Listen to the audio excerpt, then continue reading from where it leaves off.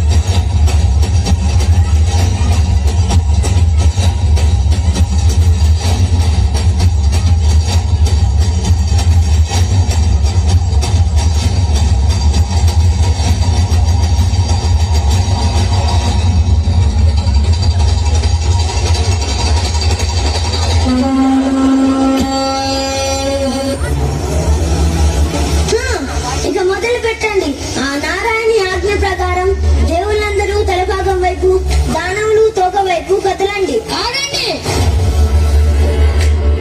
మేము రాక్షసులము, మిమ్మల్ని యుద్ధంలో గెలిచిన వాళ్ళము, పరాక్రమవంతులము. అలాంటిది మేము ఒక పాము తోక పట్టుకోవటమా? అవమానం.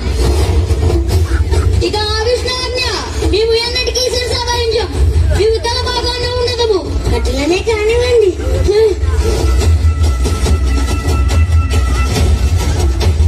దైత్యరాజా, ఒప్పందం ప్రకారం ఏది వచ్చినా సమపాలలో పంచాలి. అసురులు ఇచ్చిన మాట తప్పరు.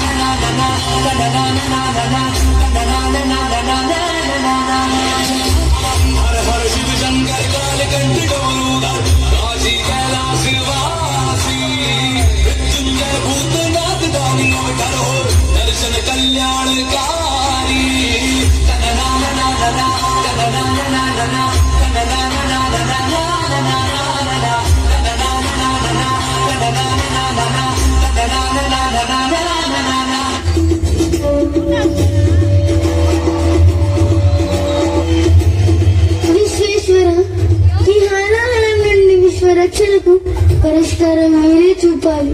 జగత్ కళ్యాణం కోసం దాన్ని అవసరము మేమే భక్షించి మా గరళంపై స్తంభింపజేస్తాం. స్వామి,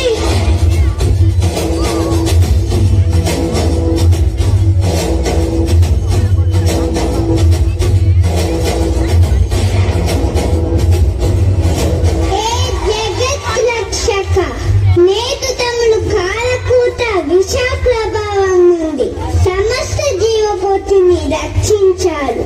ధన్యోస్మి భూతనాథ, ధన్యోస్మి.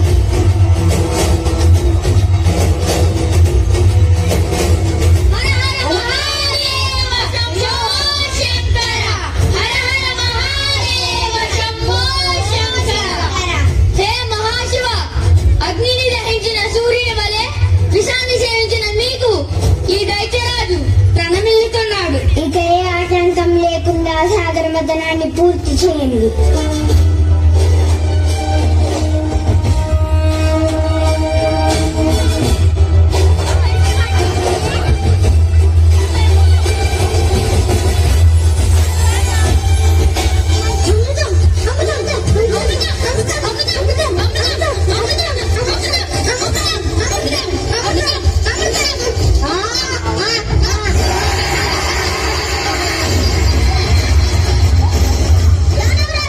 ఒప్పందం ప్రకారం అది ఇరువురికి చెందును.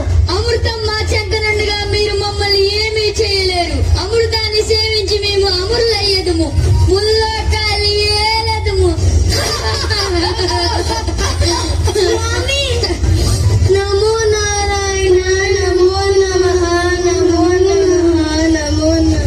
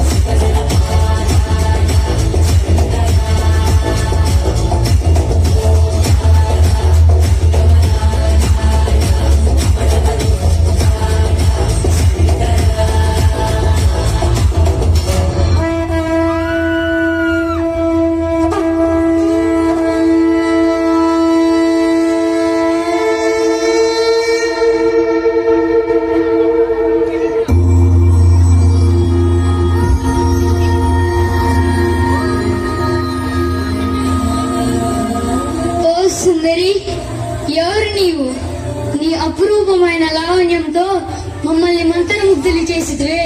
నేను జగన్మోహిని, మీ క్షీరసాగర మదన విజయాన్ని పంచుకోవాలని ఇచ్చేశాను.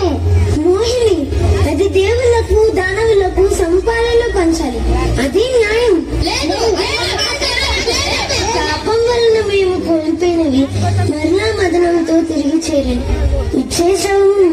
ఇచ్చితివి, ఇక మిగిలినది అమృతమేగా, దానిని సమానంగా పంచుకున్నాను.